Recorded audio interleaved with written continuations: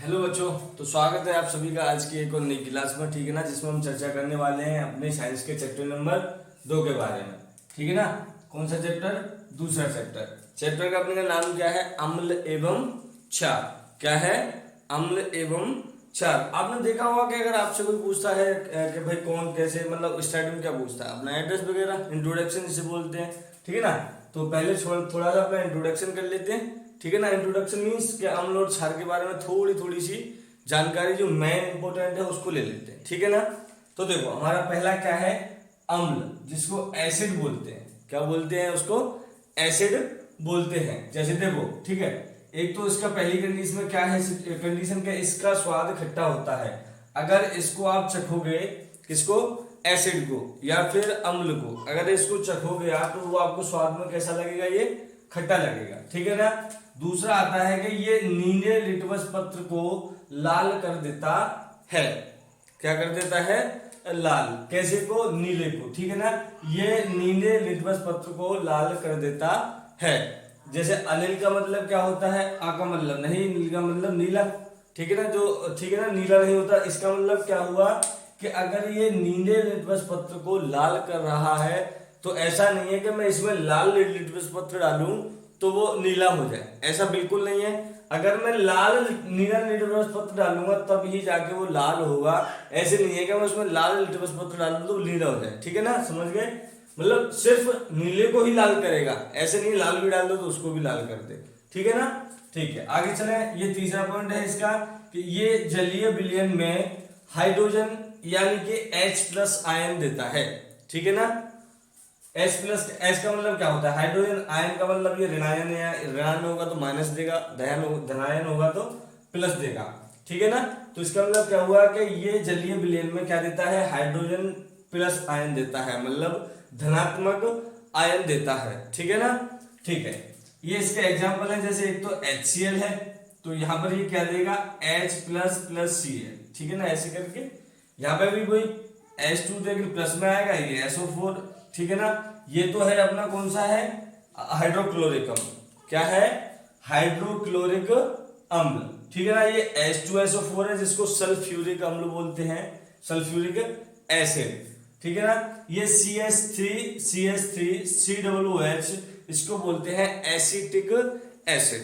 ठीक है ना, CH3COH को क्या बोलते हैं? एसिटिक अम्ल। ठीक है ना, और क्या है अपना तीसरा? क्या है? चौथा क्या है? Sorry, C6H8O7। ये किसका सूत्र है? सिट्रिक अम्ल का। किसका है? सिट्रिक अम्ल का या सिट्रिक एसिड का। ठीक है ना, ये इसका सूत्र है। वैसे इसको बोलेंगे क्या? इसका नाम क्या है? सिट्रिक एसिड, सिट्रिक अम्ल। क्या है? C6H8O7। ठीक है ना, ठीक है। ये हो गया अपना, क्या हो गया? अम्ल हो गया। अम्ल मीन्स या फिर एसिड बोल लो या फिर अम्ल। ये हमारा कुछ अम्ल के बारे में छोटी मोटी चीजें थी जिनका हमने अध्ययन कर लिया। ठीक है ना, अब आगे बढ़ते हैं, तो इसको पहले साफ करते हैं, उसके बाद फिर आगे बढ़ेंगे। ठीक है ना, देखो इसमें कुछ अपने अम्ल है, पहले उनको देख लेते हैं फिर आगे बढ़ेंगे। ठीक है ना, जैसे अम्ल में और क्या है? देखो, इमली में कौन सा अम्ल पाया जाता है? टार्टरिक अम्ल। कौन सा अम्ल पाया जाता है? टार्टरिक अम्ल। ठीक है ना, सिरका, सिरका में कौन सा पाया जाता है? एसिटिक अम्ल। सिरका में कौन सा पाया जाता है? एसिटिक अम्ल। बिच्छू के डंक में, ठीक है ना, बिच्छू तो आप सब लोग जानते हो। ठीक है ना, अब उसमें कौन सा पाया जाता है? फॉर्मिक अम्ल। कौन सा? फॉर्मिक, जिसे मेथेनोइक अम्ल भी कहते हैं। क्या कहते हैं? मेथेनोइक अम्ल भी कहते हैं। और दूध और दही में कौन सा अम्ल पाया जाता है? लैक्टिक अम्ल। दूध और दही में कौन सा पाया जाता है? लैक्टिक अम्ल। नींबू में और टमाटर में, इन दोनों में पाया जाता है सिट्रिक अम्ल।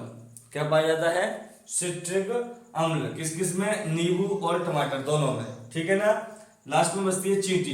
कहने का मतलब है कि बिच्छू के डंक में और चींटी है, बिच्छू है, और आपका जैसे क्या बोलते हैं उसको, ततैया बोलते हैं, पता नहीं क्या है। ठीक है ना, जो मधुमक्खी सी टाइप का होता है। इन दो तीन चीजों में कौन सा पाया जाता है? फॉर्मिक अम्ल पाया जाता है। इसको एथेनोइक भी अम्ल, सॉरी मेथेनोइक भी बोलते हैं। ठीक है ना, कौन सा अम्ल बोलते हैं? मेथेनोइक अम्ल। ठीक है, ये थे अपने अम्ल। ठीक है, ये अम्ल के बारे में जो भी कुछ थोड़ी बहुत जानकारी थी वो आपको लोगों को दे दी। अब आगे बढ़ते हैं चैप्टर में। ठीक है ना, आगे बढ़े तो पहले इसको साफ कर लेते हैं फिर आगे बढ़ते हैं। देखो अब आगे क्या है अपना सांद्र अम्ल। नेक्स्ट क्या है अपना सांद्र अम्ल। ये क्या है देखो कि जिसमें अम्ल अधिक मात्रा में और जल कम मात्रा में। ठीक है ना, क्या है कि ऐसा अम्ल जिसमें अम्ल की जो मात्रा है वो तो अधिक होनी चाहिए और जो जल की मात्रा है वो कैसी होनी चाहिए, कम। तो वो क्या कहलाएगा, सांद्र अम्ल कहलाएगा। ठीक है ना, अम्ल की मात्रा ज्यादा और जल की मात्रा कम। और दूसरा है अपना तनु अम्ल। कौन सा है, तनु एसिड। देखो जिसमें अम्ल कम मात्रा में क्या है, अब यहाँ पर अपोजिट हो गया, जिसमें अम्ल अधिक मात्रा, इसमें अम्ल क्या था अधिक मात्रा में था तो इसमें क्या हो गया, कम हो गया। तो जिसमें अम्ल कम मात्रा में और जल अधिक मात्रा में होता है तनु अम्ल कहलाता है। ठीक है ना, इसमें क्या है कि जो अम्ल है और वो तो कम मात्रा में होगा और जो जल है वो कैसे होगा, अधिक मात्रा में होगा।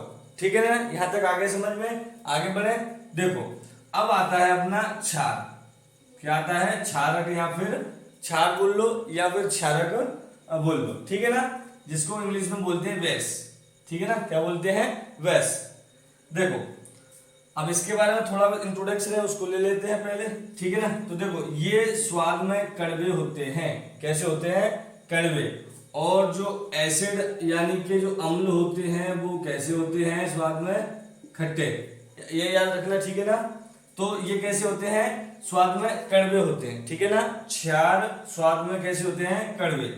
ये लाल लिटमस पत्र को नीला कर देते हैं। ये क्या कर देते हैं, नीला कर देते हैं। कौन से को, लाल लिटमस पत्र को। ठीक है ना, ये लाल लिटमस पत्र को कैसा कर देते हैं भाई, नीला कर देते हैं। ठीक है ना बाबू, तो देखो ये इसको ट्रिक सी समझ लो आप याद रखने के लिए, छालनी। क्या है, छालनी। ठीक है ना, छालनी। ठीक है ना, जैसे समझ जाओ ये शब्द आपके नाम में आ जाता समझ जाओ कि ये लाल लिटमस पत्र को क्या कर रहा है, अगर नीला कर रहा है तो कौन सा होगा, क्षारीय होगा वो, है ना। ठीक है, आगे बढ़े। ये दूसरा इसमें ये जलीय विलयन में OH आयन मतलब हाइड्रो ऑक्साइड आयन देते हैं। कौन से आयन, हाइड्रो ऑक्साइड। या फिर बोले कि ये OH माइनस देते हैं और जो एसिड थे वो H+ आयन देते हैं। ठीक है ना, आ गया ना समझ में। ठीक है, ये इसके कुछ एग्जांपल्स हैं, जैसे NaOH सोडियम हाइड्रोक्साइड। ठीक है ना, ठीक है ना, सोडियम हाइड्रोक्साइड। ये है अपना KOH। क्या है अपना, KOH पोटेशियम हाइड्रोक्साइड। और ये है अपना NH4OH। ठीक है ना, NH4OH मतलब जो NH4 है यहाँ पे वो है अमोनिया। ठीक है ना, तो इसको क्या बोलेंगे, अमोनियम हाइड्रोक्साइड। क्या बोलेंगे, अमोनियम हाइड्रोक्साइड। ठीक है, क्षार के बारे में थोड़ा सा और देख लो। एक छोटी सी डेफिनेशन क्या है कि जल में घुलनशील क्षारक को, मतलब जो जल में घुल जाए। घुलनशील का मतलब क्या होता है कि जो चीज अगर जल में घुल जाए उसी को तो घुलनशील बोलेंगे। जैसे अपनी शक्कर होती है, चीनी जिसे बोलते हैं, तो वो कैसी होती है, पानी में घुलनशील होती है कि नहीं होती। ठीक है ना बाबू, तो देखो जो जल में घुलनशील क्षारक को क्षार कहते हैं। मतलब क्षार किसे कहते हैं, जो जल में घुल जाए। ठीक है ना, क्या हो जाए, जल में घुल जाए, उसको क्या कहेंगे, क्षार कहेंगे। ठीक है ना, तो ये अपने कुछ सांद्र अम्ल, तनु अम्ल और क्षारक दोनों हो गए। अब क्षारक के बारे में कुछ थोड़ी बहुत चीजें और हैं, एक दो, और उनको पढ़ लेते हैं, फिर उसके बाद आगे बढ़ते हैं। ठीक है ना, ठीक है, चलो आगे बढ़ते हैं थोड़ा सा। देखो अब आगे क्या है अपना नेक्स्ट, क्या है कि सूचक। क्या है, सूचक। तो देखो सूचक का क्या है कि सूचक किसी दिए गए विलयन में, मतलब एक तरीके से विलयन बोले तो किसी चीज का मिश्रण भी आप लोग बोल सकते हो। ठीक है ना, तो क्या है कि सूचक किसी दिए गए विलयन में अम्ल या क्षारक की उपस्थिति को दर्शाता है। मतलब जो सूचक होता है वो क्या करता है, किसी विलयन में अम्ल एवं क्षार की मात्रा बोल रहा हूं। ठीक है ना, अगर इसको उपस्थिति ना बता पाओ तो ऐसे एक तरीके से मान लो कि मात्रा के तौर पर। ठीक है ना, कैसे, मान लो कि ये पदार्थ है, मान लो कि विलयन है ये। ठीक है ना, तो देखो विलयन का मतलब क्या है कि वो इसमें ये सूचक क्या प्रदर्शित करता है कि इसमें क्या है। ठीक है ना, इसमें क्या है का मतलब है कि ये जो विलयन है वो अम्लीय है या क्षारीय है, दो कंडीशन के लिए लगाया जाता है। ठीक है ना, ठीक है, ठीक है। तो ये क्या करता है कि इसमें उपस्थिति को बताया कि इसमें अम्ल डला हुआ है, ये अम्ल का विलयन है या फिर क्षार का विलयन है, बस इतना पता लगाता है। ठीक है ना। इनका रंग या गंध अम्लीय या क्षारक में बदल जाती है। ठीक है ना।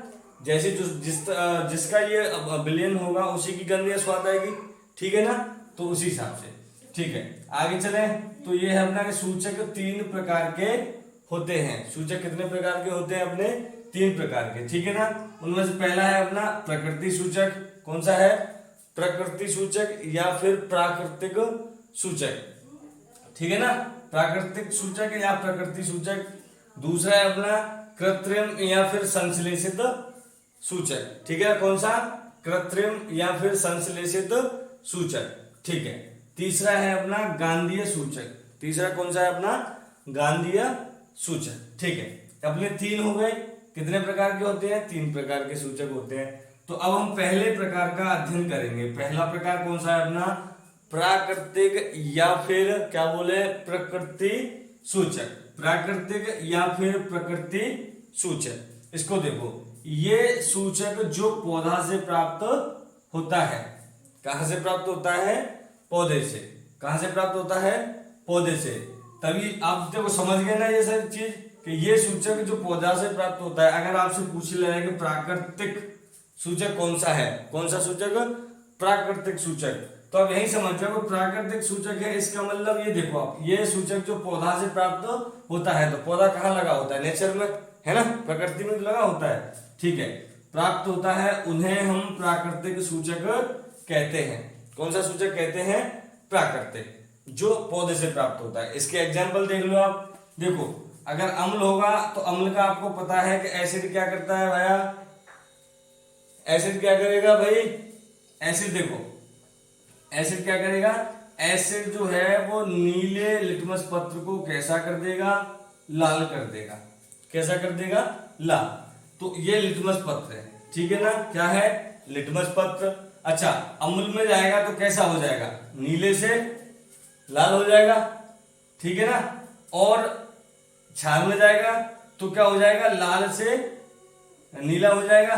ये तो हम अपनी क्लास की स्टार्टिंग में ही चर्चा कर चुके हैं, है कि नहीं, कि लिटमस पत्र को अम्ल नीले को लाल में बदल देता है और क्षार लाल को नीले में बदल देता है। ये अपोजिट होते हैं एक तरीके से। ठीक है ना। आगे बढ़े। दूसरा है देखो हल्दी।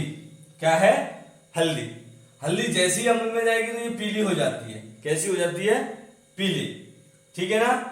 लेकिन जैसे ही आपको पता है ये क्षार में जाएगी, या आपने देखा होगा कि अपन जब भी आप शादी पार्टियों में जाते होंगे या आपके घर में फंक्शन वगैरह होते हैं, आपने देखा होगा कि अपने है ना, अपने पिताजी की साइड पे ऐसे हल्दी वल्दी लगी हो, अगर उसको हम पानी जैसी डिटर्जेंट वगैरह से साबुन से धोते हैं तो हल्दी कैसे कलर की हो जाती है?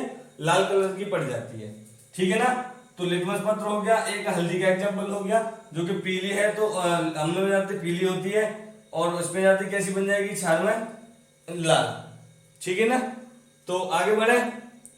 बट इसको आप ऐसे ना करें, आप इसको नीली कर लें। ठीक है ना। ये पीली है ना, तो मुझे लगता है शायद थोड़ी सी मेरे से कोई मिसप्रिंट हुई है, तो आप इसको नीली कर लें। क्योंकि ये तो येलो कलर तो उसका ऑलरेडी पेड़ में ही लगा होता है ना, उसके पौधे में लगा होता है ना। अगर उसको हम अम्ल में ले जाएंगे तो नीली हो जाएगी और क्षार में जाते हुए कैसी हो जाएगी? लाल हो जाएगी। ठीक है ना। तो ये हमारा पहला प्रकार था किसका? सूचक का। कंप्लीट हुआ प्राकृतिक सूचक। अभी हम डिस्कस करेंगे दूसरे सूचक के बारे में। दूसरा कौन सा है अपना? कृत्रिम या फिर संश्लेषित सूचक। ठीक है ना। तो चलो आगे बढ़ते हैं। देखो तो अब ये कौन सा है अपना? दूसरा नंबर का है। ठीक है ना। दूसरा कौन सा अपना? कृत्रिम या फिर संश्लेषित सूचक। ठीक है ना। कौन सा है? कृत्रिम या फिर संश्लेषित सूचक। ये आपको पता है कृत्रिम का मतलब क्या होता है? जो मानव द्वारा निर्मित हो, उसी को बोलते हैं ना कृत्रिम। जानते हो ना बाबू? ठीक है। तो देखो अब कृत्रिम का मतलब क्या हुआ? मानव द्वारा निर्मित। देखो उसको पढ़ते हैं पहले आगे। वे सूचक जो रसायन द्वारा, ठीक है ना, किसके द्वारा? रसायन द्वारा बनाया जाता है, उन्हें कृत्रिम सूचक कहते हैं। ठीक है ना। जिनको लैब वगैरह में किसी साइंटिस्ट वगैरह के द्वारा बनाया जाता है उसको क्या कहते हैं? कृत्रिम सूचक कहते हैं। ठीक है ना। इसके एग्जाम्पल देख लो। देखो जैसे एग्जाम्पल में पहला है अपना फिनोल्फथेनिल। ठीक है ना। फिनोल्फथेनिल फिनोल एथेलिन, ठीक है ना, फिनोल फथेलिन, ठीक है। दूसरा है अपना मेथिल ऑरेंज, दूसरा कौन सा है, मेथिल ऑरेंज, ठीक है। तो इसको देखो, फिनोल फथेलिन को अगर आप अम्ल में मिलाओगे तो वो अपरिवर्तित रहता है। कैसा रहता है, अपरिवर्तित। उसका जैसे पहला रंग हो, पहले रंग होगा वैसे का वैसा ही हो जाएगा, ठीक है ना। लेकिन जैसे वो क्षार के संपर्क में आएगा, किसके संपर्क में, क्षार के में, तो वो कैसा हो जाएगा, गुलाबी हो जाएगा, ठीक है ना। कौन सा, फिनोल फथेलिन, ठीक है ना। अगर वो अम्ल के संपर्क में आएगा तो अपरिवर्तित रहेगा, लेकिन क्षार के संपर्क में जाएगा तो कैसा हो जाएगा, गुलाबी, ठीक है। दूसरा है अपना मेथिल ऑरेंज। क्या है, मेथिल ऑरेंज। अगर वो अम्ल के संपर्क में आएगा तो वो क्या हो जाएगा, लाल हो जाएगा, क्या हो जाएगा, लाल। और अगर वो क्षार के संपर्क में जाएगा तो फिर कैसा हो जाएगा, पीला, कैसा हो जाएगा, पीला। लेकिन कौन सा, मेथिल ऑरेंज, कौन सा है, मेथिल ऑरेंज, ठीक है ना। ये अपना दूसरा सूचक था, कौन सा, कृत्रिम संश्लेषित, सॉरी कृत्रिम या फिर क्या बोलेंगे इसको, संश्लेषित सूचक। आपको एग्जाम में यहाँ पर वो घुमा सकता है, कैसे देखो, या तो देखो कृत्रिम तो डायरेक्ट पूछ ही सकता है, आप लोगों को याद होगा, लेकिन कभी कभी मान के चलो इस तरीके से पूछ लेता है, संश्लेषित सूचक को बताइए, ठीक है ना, उसके एक या दो उदाहरण भी दीजिए।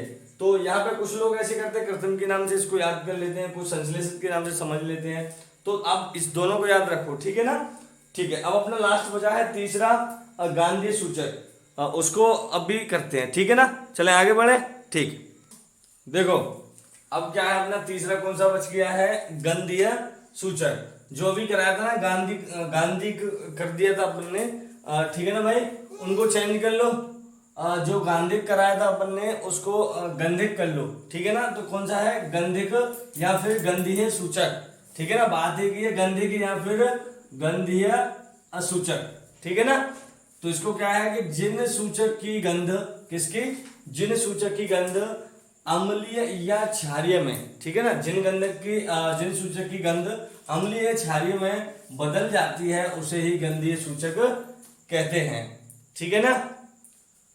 ठीक है, इसको गंधीय कर लेना आप, ठीक है ना कंफ्यूज हो जाओगे, गंधीय सूचक, ठीक है। तो क्या है कि जिन सूचक की गंध अम्लीय या क्षारीय में बदल जाती है उसे ही गंधीय सूचक कहते हैं, ठीक है ना भाई। देखो अब इसको यहां से आगे बढ़ते हैं, जैसे एग्जांपल के तौर पर ले लेते हैं। पहला है अपना प्याज का रस। क्या है, प्याज का रस। तो देखो जैसे ये अम्ल के संपर्क में आएगी, क्या, प्याज का रस जैसे ही अम्ल के संपर्क में आएगा तो वो कैसा आ जाएगा, तीक्ष्ण गंध। कैसी हो जाएगी, तीक्ष्ण गंध। इसका मतलब गंध और बढ़ जाएगी, ठीक है ना। प्याज का रस की जो भी गंध होगी, अब वो जैसे ही गंध होगी वो और बढ़ जाएगी, किसमें, अम्ल के संपर्क में आने के बाद, ठीक है ना। क्षार में जाएगी, जैसे ये प्याज का रस क्षार के संपर्क में आएगा तो उसमें हमको प्राप्त होता है कि कोई गंध नहीं मिलेगी, ठीक है ना, कोई गंध नहीं मिलेगी। जैसा वो पहले उसकी गंध थी वो भी उड़ जाएगी, है ना, गायब हो जाएगी, ठीक है। नेक्स्ट है अपना वनीला। क्या है, वनीला, ठीक है। आप लोगों ने वनीला आइसक्रीम तो खाई होगी, ये सेम वही है, ये समझ के चलो। तो वो जैसे ही अम्ल के संपर्क में आएगी, किसके संपर्क में, अम्ल के संपर्क में, ठीक है ना, तो वो कैसी रहेगी, उसकी गंध कैसी रहेगी, समान रहेगी। कैसी रहेगी, समान। और क्षार में जाते ही उसमें से गंध बिल्कुल भी नहीं आएगी। इसका मतलब कि जो पहले वनीला में से आपको कुछ चॉकलेट वगैरह की स्मेल आ रही होगी, जैसे वो क्षार के संपर्क में जाएगी तो वो भी ठीक है, उड़ जाएगी, है, ठीक है। तो आगे बढ़े, तीसरा अपना लौंग का तेल। किसका तेल, लौंग का। तो लौंग का तेल जैसे ही अम्ल के संपर्क में आएगा तो इसका भी समान स्मेल रहेगा, जैसा पहले होगा तेल की स्मेल वैसे ही अम्ल के संपर्क में आने पर रहेगी। लेकिन जैसे ही वो क्षार के संपर्क में आएगा तो उसमें आपको पता चलेगा कि कोई स्मेल ही नहीं आ रही, कोई गंध ही नहीं आ रही, ठीक है ना। इसका मतलब क्या हुआ कि जो पहले की स्मेल होगी किसमें, लौंग के तेल में, क्षार के संपर्क में आते ही वो भी कम हो जाएगी, ठीक है ना। तो आज की क्लास सिर्फ यहीं तक है, ठीक है। और अगर आपको मेरी वीडियो अच्छी लगती हो, मेरा पढ़ाना अच्छा लगता हो, तो आप मेरे चैनल को सब्सक्राइब करें, वीडियो को लाइक करें, शेयर करें, चैनल को सब्सक्राइब करें, ठीक है। दूसरी चीज, आज यहाँ तक है। कल की क्लास में अपन करेंगे अम्ल एवं क्षार के गुण, रासायनिक गुण या फिर रासायनिक गुणधर्म। ठीक है ना, कल की क्लास में यहाँ से स्टार्ट करेंगे। तो चलते हैं, मिलते हैं कल की क्लास में। जब तक के लिए बाय।